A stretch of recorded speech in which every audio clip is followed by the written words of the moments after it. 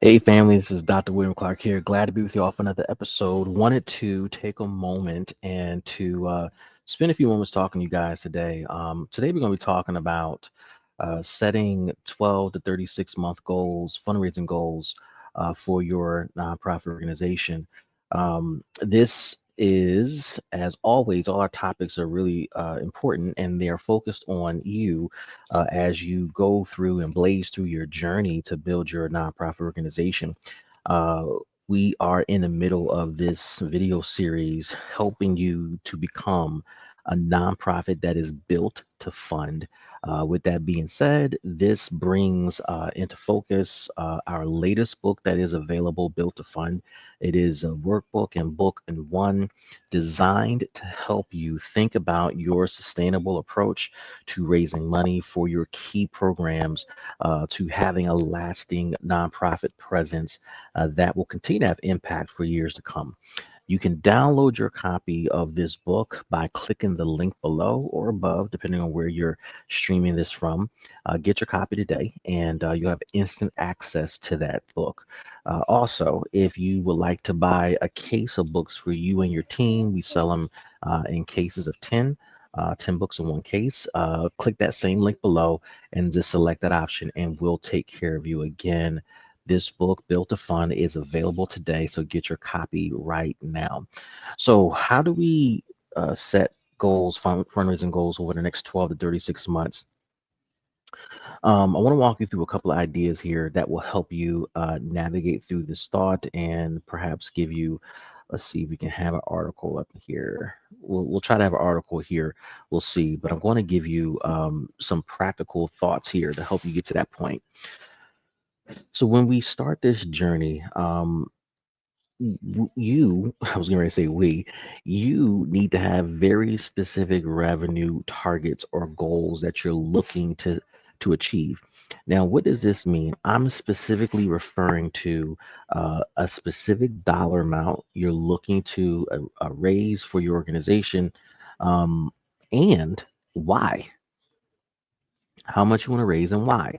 And here's the third question, and for what? How much, why, and for what? That specificity is necessary because that specificity is going to guide your thinking strategically behind all the decisions you will be making around fundraising. Now, it's not simply a decision you make to say, I want to raise more money. I mean, we all want to raise more money. You, as a nonprofit leader, you want to raise more money. Um, as a business owner, I want to generate more revenue, right? But that question and that specificity is so important regarding how what's the goal that we want to achieve financially, right? How we're going to do it, the mechanisms, and then the why. Those specific targets need to be at the forefront of your mind. Now, as you're thinking about your programs and you're thinking about your organization and what you're looking to achieve over the next 12, 24, 36 months, that framework, that time frame provides a concept for answering those questions. So, for example, typically when folks want to schedule a consultation with us, on this consultation sheet, we ask two pivotal questions. How much have you raised over the last 12 months?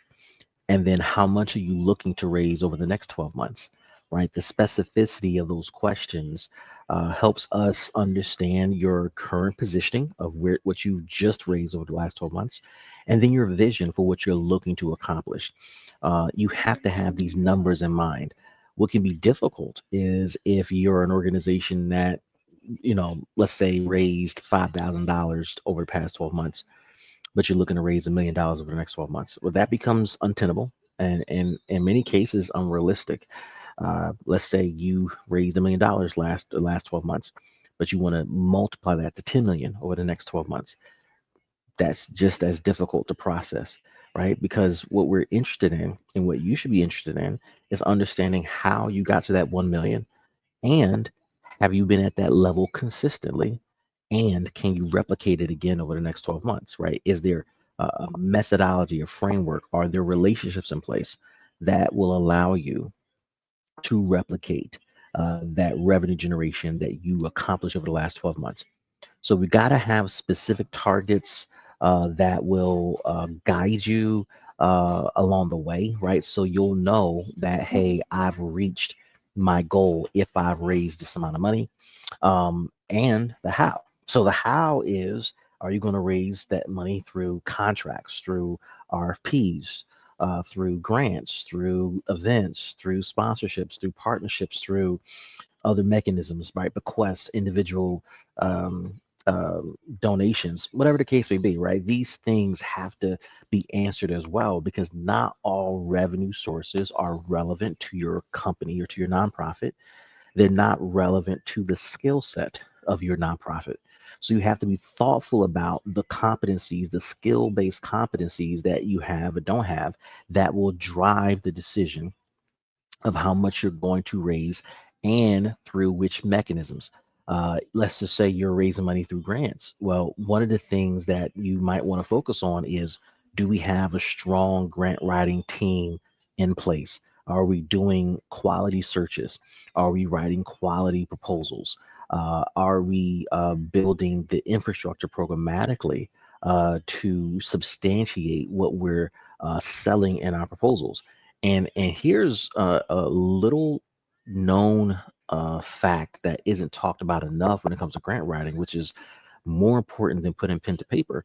And that is, do we have the right relationships in place so that when we submit our proposals, that we're getting the attention and the viewership that we need to get our application a credible look? It's huge, right? So we help our clients with grant writing, but the relationship element of fundraising and grant writing, that's the work of a client, and that is so pivotal, so critical to the success of a grant application. A grant application is likely to be 70 to 90% more successful when there's a pre-existing relationship between the funder and the applicant. But if it's a cold application, that percentage drops to between 20 to 30, maybe 40% of success, right? To land that opportunity and to reach that 20 to 40% threshold of success for cold applications, we're going to have to send out way more applications.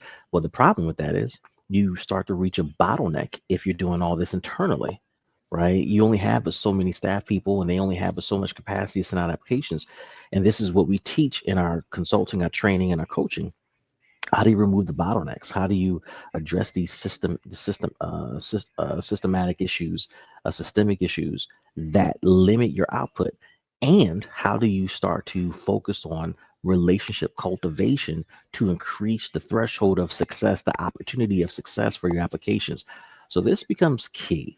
And it is critical for you to understand these targets. So we just talked about, how much to raise, how we're going to raise it, and then the why. So what's the big why behind this? So obviously, for most organizations, just programs, it's something youth related, it's something senior related, it's something, you know, uh, uh, justice involved related, or whatever your focus is, equity, health and justice, whatever your topic is, right? That's the why. But I think there's a little bit more specificity that needs to be cultivated on the part of nonprofits. Are you looking to strengthen programs? Are you looking to expand programs? Are you looking to develop new innovation, right? Those reasons motivate the application process or the fundraising process, and it puts you in a position to articulate to your partners and your funders why their support is needed, right? We need more of this, or we need new versions of that, or we need to change this up because the market conditions have completely shifted on us. And we want to make sure that we're responsive to those things. So the specificity of your targets, they matter, and it makes a significant difference in your ability to set credible goals for your fundraising. Now, let's see here. Before we talk about this next point, I just want to remind you, if you haven't done so already, we explore these concepts in much more detail in our latest book, Built to Fund, The Fundable Nonprofit. Get your copy today. Click the link below or above, wherever you are streaming this particular broadcast from. Get your copy. Download this ebook today and start to walk through the components that we've outlined and structured in our book so you can start to build your fundraising plan for your organization and start to think about what do the next 12 to 36 months look like? And how can we start to frame our thoughts around this? In the workbook, we've provided key questions to help you think through this, to help you navigate through this with your team. And if you follow the prompts, follow the process, you'll find yourself working through the conclusion of developing a fundraising plan that you will feel good about. The book also comes with a companion app where you can do this all digitally. We built it specifically for you, but you can't access it unless you get your copy of the book today. So go ahead right now while I'm going over this. Click on the link below, get your copy, Built to Fund, the fundable nonprofit, and we'll love to hear from you once you get your copy there. Now, I do want to just kind of continue to pull on this thread here about the why, right? So why are we raising money? You got to continue to work on the specificity of the need, and for leaders specifically, this is an exercise of articulation. This is an exercise of expression, right? I often say this is an exercise of poetic communication, right? How do you articulate in a vivid way through a story format what you're looking to accomplish over the next 12 to 36 months in a way that draws interest, that builds anticipation, that causes folks to say, include me in those conversations because I have a similar vision or haven't seen anything similar. And your ability to take the messaging from your team and tell a compelling story is your job as a leader, as a board member who's responsible for fundraising, or maybe you're in charge of development for your organization. It's about telling this story. So we got to tell the story about how these funds will be used to either expand or deepen work, to support the back end work of the organization, or to introduce new concepts and put us on the frontier of ongoing innovation. It's one of the things that I believe is a key differentiator between one organization and the next, and that is the constant pushing of the envelope, testing new ways to serve the customers in this day and age where our customer needs are changing and evolving. It does demand and require us to think strategically different about how to serve them because our customers, they likely have the same demographic profile in air quotes, but they are much more smarter. They are much more adapted. They've adapted to marketing conditions. They are sophisticated in how they're navigating the challenges of life, but the need is still the same. So there's still a need for your organization. There's still a need for you and your team and your staff and all the great work you've done over time. So that's not the problem. The problem is the delivery mechanism of your key services. That likely needs a refresh so that you can meet your customer where they are.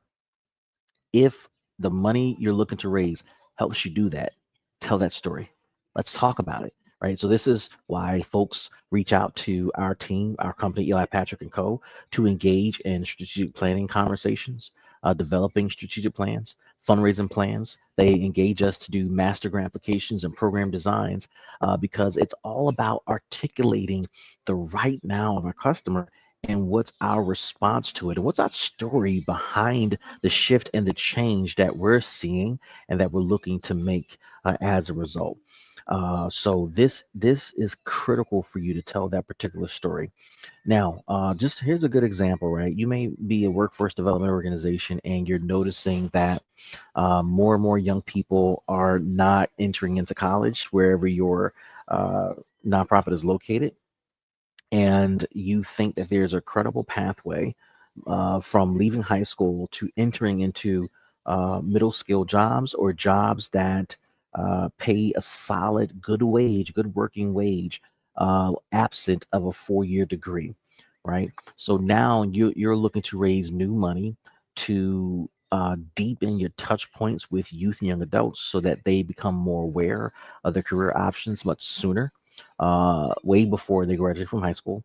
Maybe you're looking to raise money to offer real life on the job learning opportunities in partnership with employers. Maybe you may say, we have the employer partnerships in place and we have credible work experiences in place. However, we need to add a therapeutic lens to our case management.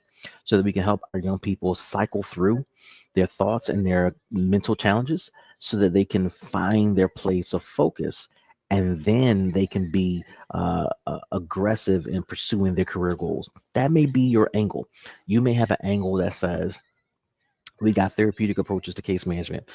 We have strong employer relationships. We have strong youth development infrastructure in place. But we want to build the financial literacy of our young people so that as they're entering into these good paying jobs, they are going through this cognitive exercise that allows them to manage their money well, right, and to build a future, right, because that's kind of the baseline that they need to build on what they have.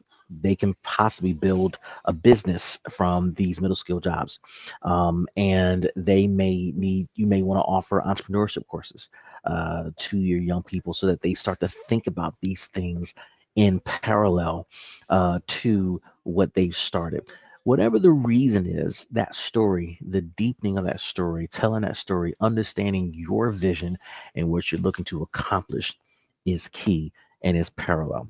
So we need to set goals, strong goals, solid goals over the next 12 to 36 months so that we know why we're raising money and we know the purpose of the money and where it's going. Before we close out this part, I want to say to you, this is super critical because your funders are going to be asking the same critical questions. They want to know why. They want to know the purpose. They want to know the reason for this. They want to know the depth behind this. They want to know the stats that support this. And you're going to have to provide that, right? You're going to have to tell the story. You have to bring the facts, figures, the information that justifies this decision to ask for more money or to expand your footprint to include additional funders in your funding portfolio.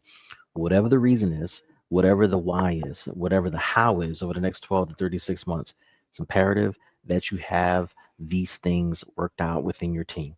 To help you with this, I want to encourage you to get your copy of my latest book, Built to Fund.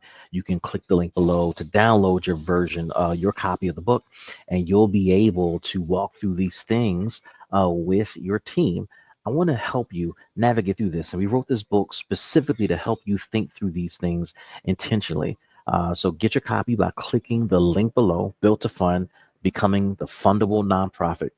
Folks, I hope you found this video helpful. My name is Dr. William Clark. See you guys next time. Bye, everybody.